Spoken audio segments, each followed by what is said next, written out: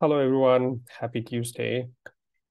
Um, I'm sure you guys are as excited as I am since we are near the holiday season. Just few more days to go. Um, Before we start, I must say that I am super grateful for the opportunity to speak at today's event and meeting all the smart people like you. I would like to thank Niels for being an amazing partner in our journey to ramp up Pandera to new heights. Thank Niels and thank you, David, for arranging this and letting me speak here. All right, so let's get started. So here's the agenda for this session. I'll start with a brief history about my background and Quantum Black, which is an AI and R&D wing for McKinsey. Then I'll jump over how it all got started and how we discovered Pandera. Then I'll also cover about my team's contribution to Pandera, followed by some new features we developed for broader use cases. Finally, Q&A at the end. All right, so about me. So my name is Neeraj Malhotra. I'm a principal engineer at Quantum Black AI Labs. I joined firm in 2019, and since my day one had been closely working with our clients and their leadership to help them leverage AI to solve their business or organizational challenges. After some time doing that, firm gave me an opportunity to join their R&D wing, which is Quantum Black's AI Labs. In my past life before firm 2, I had been closely working on product development side. So when firm offered me to join R&D team, it was a perfect fit for me, interest and skill set wise.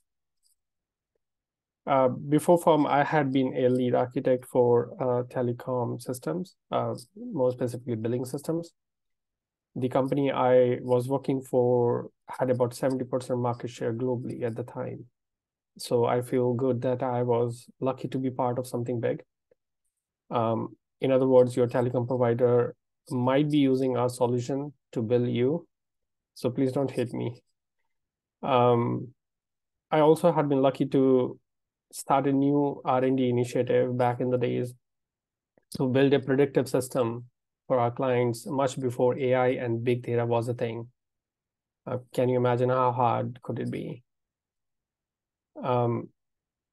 Talking about today, my day-to-day work is around building in-house products and solutions for our firm's clients. Some of the projects my QB Labs team have developed in recent years are also open source, and I'll cover them a little bit. Yeah. All right, so let's talk about Quantum Black. What is Quantum Black? Quantum Black began its operations as a data analytics company focusing on the domain of Formula One racing. From car designing and testing to measuring precise locations of the car on the racetrack within centimeters and pit stop duration to milliseconds. Those who don't know, it makes a huge difference in winning or losing the race with this data. It's a great study, and I have added QR code for anyone interested to read more about it. And also you can Google and find Quantum Black Formula One study or something like that. In 2015, it was acquired by McKinsey and has grown rapidly since then, building a team of thousands of technologies across the globe today. And the firm is committed to share its work with community. And in recent years, through Quantum Black, our team have released more open source solutions, including Ketro, CastleNext, Visro, which is, I think, we released this year, Nucleo, and MLRun. And I hope there will be many more coming in future too. So this is about Quantum Black, and now let's jump gears and talk about how it all got started. Like, how do we get started with Pandera? Now it started with a single source of truth. What is single source of truth? So let me explain with an example. Imagine you want to buy Tesla. Everyone wants to buy Tesla nowadays. So to learn more about all different cars models Tesla offers, you should visit tesla.com. Yeah, right. In this case, tesla.com is the single source of truth for most up-to-date information about all their cars, including their pricing, what discounts they are offering, the car's features, ranges, performance, everything you want to know about the car is there on the tesla.com. Although there might be some other platforms providing same information by virtue of copy paste from tesla.com. But if you want most up-to-date and accurate information about anything, you should go to the source of it. And in this case, it will be tesla.com. Right. Now, if you apply the same analogy to a machine learning application, the single source of truth will be the base unit of any model, which is its data. So at Quantum Black, we wanted to build a system which can aim to be the single source of truth for any data-related project, which almost every other data project is today. So in my mind, when I was working on this, such a system must have three requirements. First, centralized data catalog with schema information. So I want it to be centralized at one place, easy to find. Second is the ability to autonomously validate not just schema integrity, but also the data itself.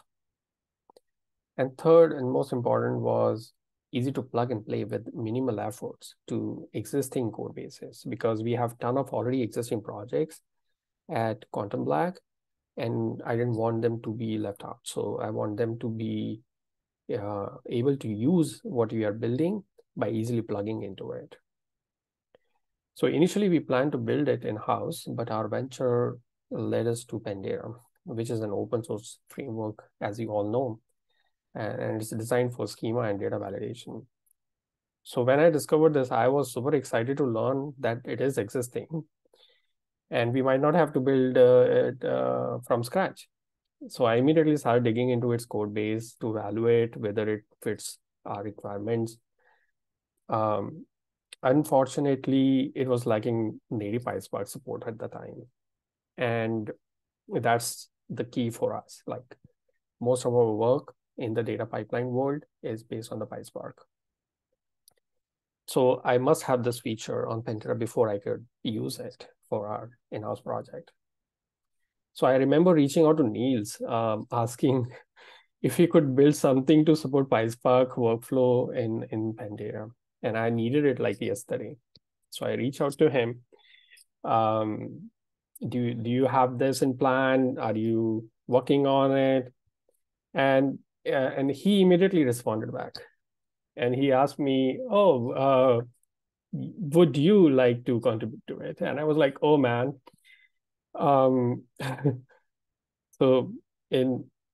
But I was super excited. Like, okay, so this is an open source. He doesn't have the plan right now, but maybe this will be something we can do.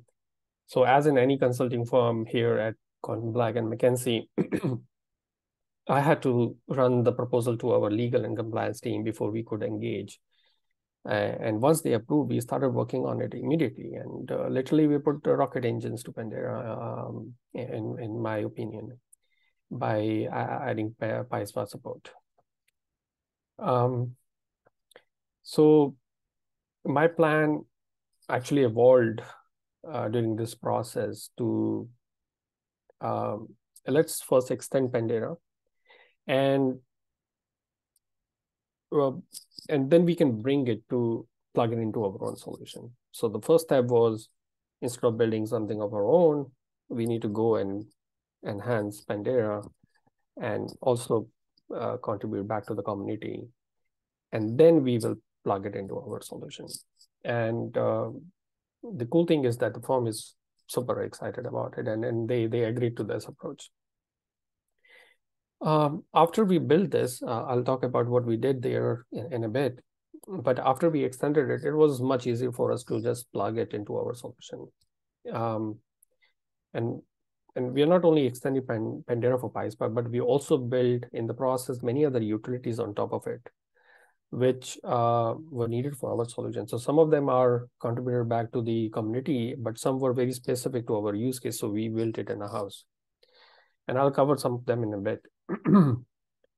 Now, with the help of some decorators and wrappers, we could easily integrate it into our in-house products, and we added all those side utilities to it to get the work done we needed for our use cases. Now, today there are like multiple projects within the firm which are either have adopted Pandera and our solution, or they are working on it. And as Niels know, there are many people also still working, enhancing few things on the Pandera side and pushing it to the community today. So we are actively engaged with Pandera even today. So while we are talking about Pandera, let's also talk a little bit about what we actually built there. So this is an example of how the schema for a PySpark data frame can be defined using Pandera and PySpark. As you'll realize, those who have used Pandera, they will realize that the look and feel is very consistent with other Pandera versions, like if you're working with pandas on the Pandera side. And we intentionally kept it like so, because one of the goal was like Pandera supports multiple frameworks, and one of the goal was to keep the user experience consistent across all frameworks. And I think we did a good job there. We tried to be as consistent as possible. Today, I think there are some extra features on the PySpark side which are not on the other frameworks, but eventually they will also be adopted in other places. So here what you see is a simple schema definition of a data frame with only 3 fields. And each field is type annotated. And in this case, the type is a PySpark data type. The field function is, as you all know, it's a Pandera function to define the fields, and it comes with other whistles and those. I'll just talk a little bit more about that in a bit. This is the same example, but here I have two more fields in the end, description and meta. And these are just to highlight that in PySpark Pandera version, we are also supporting complex data types, which is pretty common in PySpark world. So essentially, if your use case is requiring complex data types, we have the support for it. So far we have looked at about like how the schema is defined, but where the data validation comes in. So for data validations, we use something called checks. It's same concept as Pandera. We inherited it and we enhance it to work with the PySpark data frames. So for example, here in the ID column, the first column in the schema, you'll see something called inside a field, there's an argument GT equal to 5, which basically highlights that this is a check, data level check, which basically tells that ID column should be greater than 5. And if it is not, it is not complying with the constraint we have on the data level for this. Similarly, the other field, product name, must start with the letter B. So there are many checks which are already supported, and you can build new custom checks for your use cases. So that flexibility already was there in Pandera. All right, so once you have all these schema definition done, if you want to put everything all together, like this is the full working example. This is how it looked like. So in our case, we first define the schema, same 5 fields I talked in the previous slide. But to simulate this validation, I have some dummy data, intentionally corrupted values in it to make sure that there is some error in the end. For example, in the first row, although we have a validation that value should be greater than 5, but the first value here is 5, so it will fail. And the second row is not starting, the product name is not starting with the letter B. Instead of butter, it is cutter. So like just to simulate the error. Now, in order to define schema level validation, I also have to define schema in PySpark too. So to enforce like on the input data frame before running through Pandera PySpark, I have the schema in PySpark defined. So this is completely optional. It's not needed in the real world, but just for simulating this, I have to add it. And one thing that which is not obvious from this example is that for the meta field in Pandera schema by default allows null values, as we didn't mention any rule for it in PySpark schema. But I have set false here, which means the null is not allowed for this field. This is just to simulate a schema level error, and I'll show you how the error report looks like in a bit.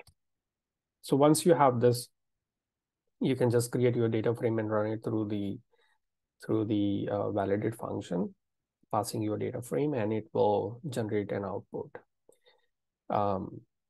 This is how the output looks like. So initially, I think in previous versions of the Pandera, the output was displayed on the screen, but we changed that for a production like applications to generate some kind of report. With PySpark, you will get an error report in Python dictionary format, which can be converted to JSON easily. And then it can be plugged into like some visualization tools like Grafana or something. We have built something in-house for it in our case, where we are providing these reports to be consumed by the downstream applications. Now, if you look at the report, it has two sections. One is the data section, the other is the schema section. And for data section, you can see like it is highlighting all those errors, which I just explained, that there's an issue with the ID column, there's an issue with the product name. And for the schema, it is intelligent enough to highlight that there is a null value allowed, but it is not allowed in like the PySpark. Like it's when I enforce it, it was not allowed, but by default it is allowed. So there is something wrong with the schema, and it caught that error. Now, in our in-house product integration, when we were working on single source of truth project, we also version controlled this report. So what happens is like when we run the pipeline consumes the data, validates it, and then give it to the machine learning and training model. We generate this report, and we have an option to fail the pipeline when we find the issue, or we generate the report and save it, but we continue training the model. So I think that's the default behavior in our use case. So these reports are version controlled in our case, which means we can maintain a time series of the error reports, and we can visually display it, or they can be consumed for whatever, like automation or something like that. Now they are, in our cases, in our product, they are offered as out-of-the-box functionality for all the ML products we build here. So it is very tightly integrated now in all those products. Now let's talk about some of the utility functions we built on top of this to make it more suitable for our use cases. And some of the, I think the ones which I will be sharing now will be, they are available in the open source version of it. So, all right, so first one was like on-off switch, which is pretty common. So for applications that rely on PySpark, having an on-off switch is an important feature that can make a significant difference in terms of flexibility and risk management. Those who have worked on the big data application, they know the pain. Specifically, an on-off switch allows team to disable data validation or schema validation in production without requiring code changes. Now, this is especially important for the big data pipelines where performance is critical and time is of the essence. They don't want to run the validation every time or throughout the day. They just want like back end of the day process, something like that. So those kind of challenges come in when you are working with the real production applications. So I think this is one of the most important features we have to have in Pandera. And again, this is available for anyone to adopt today. Um, Now, in many cases, data validation can be of a significant amount in processing time, which can impact the overall performance of the pipeline. So it is good to have this control.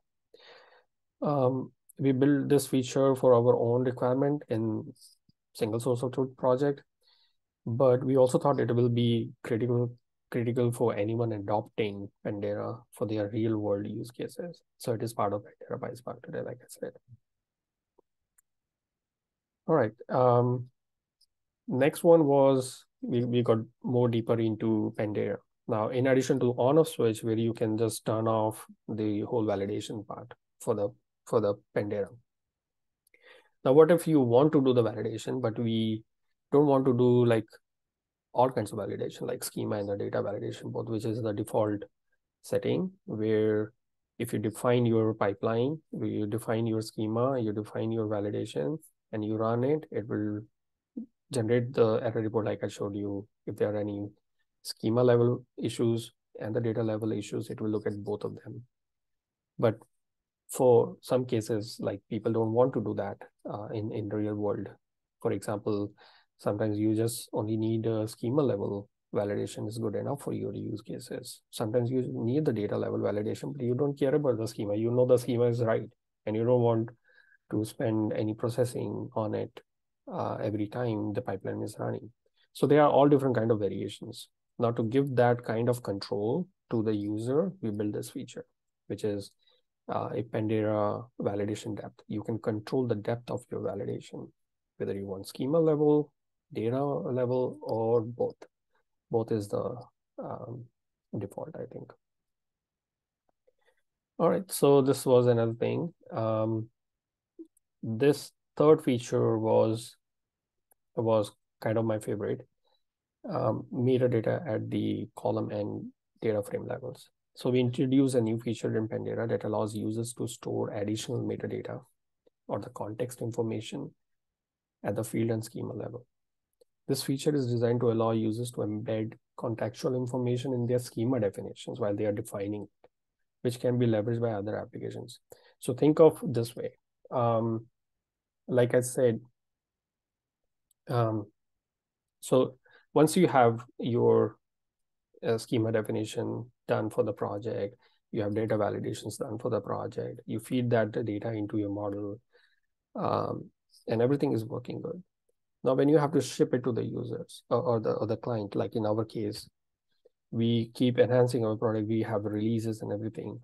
One of the challenge we had in our side was we had to maintain a how to use guide, where we educate our clients team to follow the steps they need in order to use that product. And for any data product, they have to have a data in certain format, in certain layout, with certain schema for the product to work properly. So we had to maintain this documentation, and we had, like, honestly, no developer wants to maintain the documents. That's the pain. So, and when you are releasing often, it becomes difficult to keep documentation and code in sync. So with this particular feature, what we did was, or the reason for this feature was, like, one of the things we want to make sure that always the steps to get the data or the data request are consistent with the code. So we used to, like, in our how to guide, there was a data request section where we ask our clients, you need all these data, you need all these tables, and when you plug this in, you will get this kind of output. Now that field, the list of those tables and the fields can be auto-generated if you have the contextual information about the schema itself in your product. And this is where we use the metadata information we added here. So as you can see, it's a very basic example here. We define like a metadata on the field level ID. There is a use case, and there are like two dummy use cases: retail pricing and consumer behavior, which indicates that this particular field is used by these two use cases. So if I'm packaging this product for retail pricing client, this will automatically be part of the data request document, and they will know that they need this. So developer doesn't have to remember it and go and update the document. It will be automatically created. We created all those utility functions in our product, which looks at this schema and then generate the documentation needed for it. Similarly, for like, it's not just the field level, it can be also at the data frame level, and that's what the metadata at the end indicates. Right, so we generate this in our world and send it to the clients. And here's an helper function we added in Pandera to get this information out of your schema. Now, one of the challenges when we were working on this, we had an existing product which had multiple data inputs. And one of the daunting tasks was like, okay, so we are bringing this Pandera thing. Now we need to build the schema for all our data frames, which is a time-consuming process. So we built an in-house script for it. Like today, it is automated. You just plug it into it, and there is a script that will run, that will look at all your data inputs, all your data frames, and it will generate this schema information for it. Users still have to, like in the current version, we are working on it, but in the current version, users still have to go and add any data level validations they want for their use case, and also the metadata.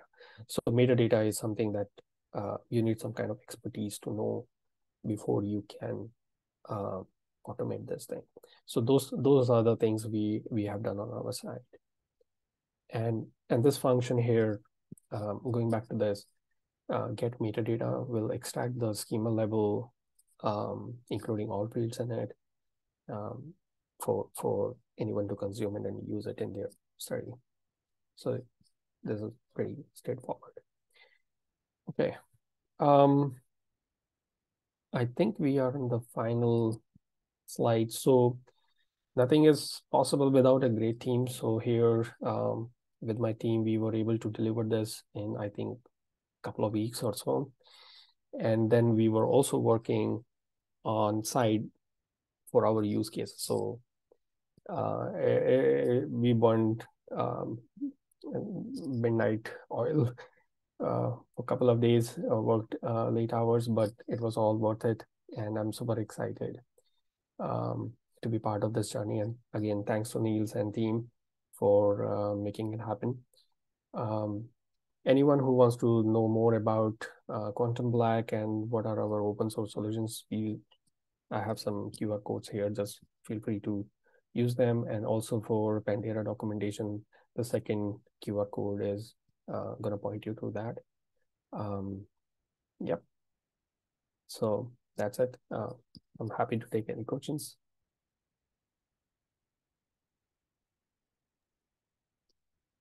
I just want to say really quick that, yeah, this was a very momentous sort of collaboration for the project, because up until our collaboration, Pandera had just a bunch of assumptions, right, that we had to break out of. So for example, for the most part, it operated on in-memory data. And simply that assumption leads to a bunch of design decisions that did not quite fit big data type data frame library. So this really shook us out of our kind of local minimum of, utility as a data validation tool. And so so that's one dimension. The other big dimension is we really had to clean up the kind of extensibility story of Pandera, making it, streamlining it and making it possible to add your own backend within like a month or two, or less if you're, working on it like crazy. But yeah, I'm really proud of the fact that we got this out the door in like I think a month or two. So and then obviously we tested it and there's a little bit of lag time there, but the core of the back end was built very, very quickly. So yeah, kudos to Neeraj and team. I guess I did have a question. So we send each other emails back and forth somewhat, but I'm curious what I'm curious like who has adopted this. I don't know how much you can share, but like what has the adoption story looked like, and are there any blockers that we can help with? Yeah, so first of all, thanks, Niels. We did it pretty quickly, but because it was because the Pandera itself was built in a way that we could easily enhance it. So kudos to you and team. So talking about what other adoptions, that's the funny thing with consulting. A lot of the things we are not supposed to share, and those are proprietary, I hope you understand. But at a very high level, I can say that there is a good amount of traction within the firm. And I'm not sure if that went through, but there was some talk about like some live implementation with some of the clients too. And I think there are a couple of guys, they are also engaging you directly there. They're working on some enhancements. They are also working on some other projects of their own within the lab. So they're enhancing and building it for their own use cases within the lab. So there is definitely a good amount of traction within the firm. And there are a lot of people who reach out to me even today asking for all these questions about integration and how they can leverage it. So yeah, I have a question for you. How many downloads we have now? Do you have the number? I have not actually checked recently. It is, what does it look like? I did sort of notice an uptick Nice. like a few weeks ago, but yeah, I generally stay away from those metrics. Yeah. That's nice. And any stories that you can share apart from us, like any other group of people or the companies who benefited from this change that you can share? I actually need to do some detective work, but there have been issues in PRs touching the PySpark code base. So yeah, there's definitely at least like 4 or 5 independent folks. Maybe they're the same team, I don't know, but there's definitely folks using it now, and some of the things aren't supported, like Pydantic, using PySpark SQL schemas and Pydantic models, but yeah, those we can have community contributions for. Okay, nice. Cool. Thank you. Any other question, comment? Hey, Niels, there was interest from Netflix on this, right? What happened? Do you know? Like Netflix wanted to use. I need to keep poking them.